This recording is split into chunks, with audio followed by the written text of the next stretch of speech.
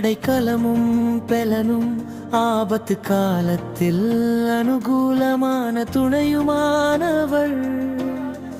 ஆகையால் பூமி நிலை மாறினாலும் மலைகள் நடிச்ச முத்திரத்தில் சாய்ந்து பேனானாலும் அதிஜலங்கள் கொந்தளித்து பொங்கி அது பெருக்கினால் பர்வதங்கள் அதிர்ந்தாலும் நாம் பயப்படுவோம். ஒரு நதியுண்டு அது நீர்கால்கள் தேவனுடைய நகரத்தையும் உன்னதமானவர் வாசம் பண்ணும் பரிசுத்த ஸ்தலத்தையும் சந்தோஷிப்பிக்கும். தேவன் நதி நடுவில் இருக்கிறார், அது அசையாதது. அதிகாலையிலே தேவன் அதற்கு சகாயம் பண்ணுவார். ஜாதிகள் கொந்தளித்தது, ராஜ்யங்கள் தத்தளித்தது, அவர் தமது சத்தத்தை முழங்க பண்ணினார். பூமி உருகி தேயுற்று.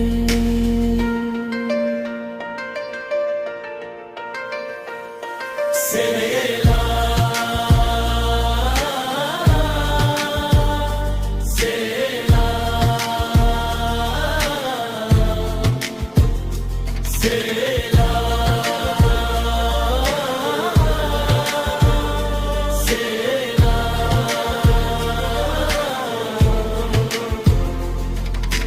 சேனைகளின் கர்த்தர் நம்மோடிருக்கிறார். யாக்கோபின் தேவன் நமக்கு உயர்ந்த அடைக்கலமானவள்.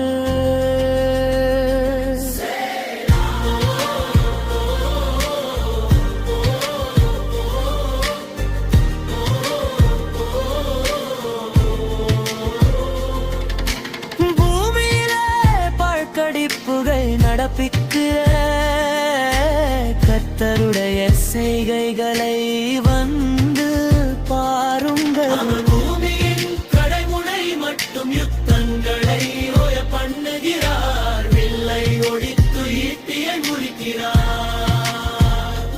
இரதங்களை இருப்பினால் சுட்டெரிக்கிறார். நீங்கள் அமர்ந்திருந்து நானே தேவன் என்று அறிந்து கொள்ளுங்கள். ஜாதிகளுக்குள்ளே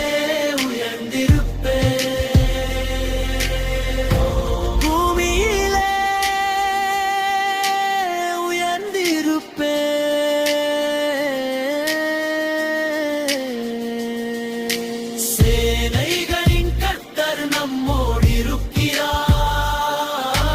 யாக்கோபின் தேவன் நமக்கு உயர்ந்த அடைக்கலமானவர். சேனைகளின் கர்த்தர் நம்மோடிருக்கிறார். யாக்கோபின் தேவன் நமக்கு உயர்ந்த அடைக்கலமானவர். சேனைகளின் கர்த்தர் நம்மோடிருக்கிறார். யாக்கோபின் தேவன் நமக்கு உயர்ந்த அடைக்கலமானவர்.